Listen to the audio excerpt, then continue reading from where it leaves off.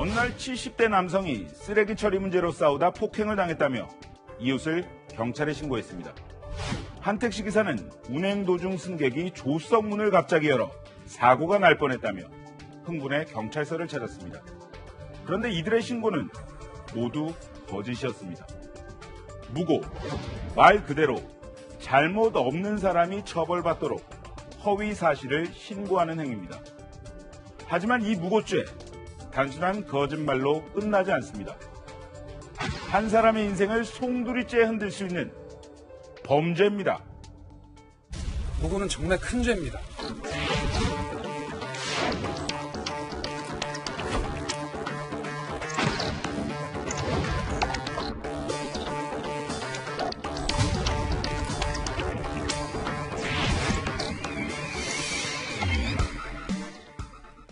네, 먼저 자신을 치료한 치과의사를 성추행 혐의로 고소한 여성한테 법원이 오히려 무고죄라며 실형을 선고했습니다. 어떻게 된 상황입니까? 네, 이 여성 30살입니다. 자신이 다니던 치과병원 의사에게 강제추행을 당했다면서 지난 2019년 12월에 검찰에 고소장을 제출했습니다. 의사가 진료 도중에 신체 부위를 만졌다고 주장을 했는데, 하지만 1심 법원은 허위 사실을 신고한 점이 인정된다면서 오히려 이 여성에게 무고 혐의를 적용해서 징역 6개월의 실형을 선고했습니다. 여성의 무고로 인해 치과 의사는 강제추행범으로 낙인 찍힐 수 있는 상황에서 상당한 고통을 겪었을 것으로 보인다는 게 재판부의 판단이었습니다. 네. 자, 지금 여성이 먼저 치과의사를 고소한 거예요. 그러니까 법원에서 어떤 걸 근거로 해서 무고라는 판단을 내렸습니까? 네, 수사와 재판 과정에서 의심할 만한 부분이 포착이 된 겁니다. 해당 여성은 2014년부터 지난해 초까지 이 병원을 다녔고 2017년 여름쯤 그리고 2019년 11월 두 차례 강제추행을 당했다고 주장을 했습니다. 그런데 재판부는 고소장을 제출하기 전엔 단 한 차례도 성추행 피해 사실을 알리지 않았고 해당 병원에선 의사 옆에 치위생사나 간호사가 항시 대기하고 있어서 환자와 의사 단둘이 있을 시간이 없다는 병원 관계자들의 일관된 진술이 나왔다는 점에 주목했습니다.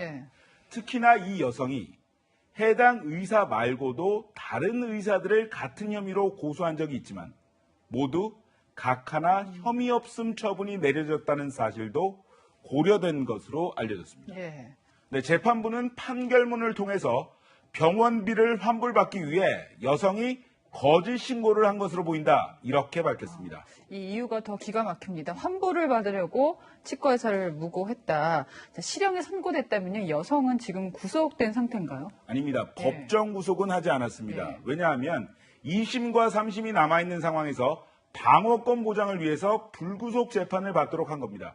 만약 고등법원과 대법원에서 형이 유지될 경우에 구속 수감될 것으로 보입니다. 최근엔 무고 혐의를 받는 40대 여성이 법정에서 구속되는 사례도 있었습니다. 사귀던 직장 상사와 합의하에 성관계를 맺었는데 회사에는 해당 남성에게 성폭행을 당했다는 내용의 보고서를 제출했던 겁니다. 그런데 이 여성, 회사 내에서 남자 관계가 복잡하고 남자 관계를 이용해서 일 처리를 한다는 소문이 돌자 해당 남성이 소문을 냈다고 지레짐작을 해서 범행을 저지른 것으로 알려졌습니다. 무고를 했다면 어떤 대단한 앙심을 품었을지 않았을까 싶은데 그 이유들을 들어보면 너무나 황당합니다. 이렇게 무고죄로 실제 처벌을 받는 경우가 뭐 일반적인 건지 이례적인 건지 궁금한데요. 상당히 이례적인 사례입니다. 무고 혐의로 검찰에 넘겨지는 사건은 매년 늘어서 2019년엔 10,000건을 넘었습니다. 하지만 실제 재판으로 넘겨지는 사례는 100건 중에 서너 건에 불과한데요. 전문가는 자신과 관련한 성 관련 사건이 바깥으로 알려지는 것 자체를 꺼리는 사회적 분위기와 함께 인권 문제를 원인으로 꼽았습니다. 2차 피해라든가 어떤 여성의 인권이라든가 무고죄 자체가 검토가 되는 것이 옛날에 비해서 현격하게 낮아졌어요. 성범죄 사건에서 무혐의 나더라도 검사님들이 무고 판단을 하긴 하지만 형식적으로 흘러가고 있거든요. 현행법상 무고는 10년 이하의 징역 또는 1,500만 원 이하의 벌금형에 처해지도록 돼 있습니다.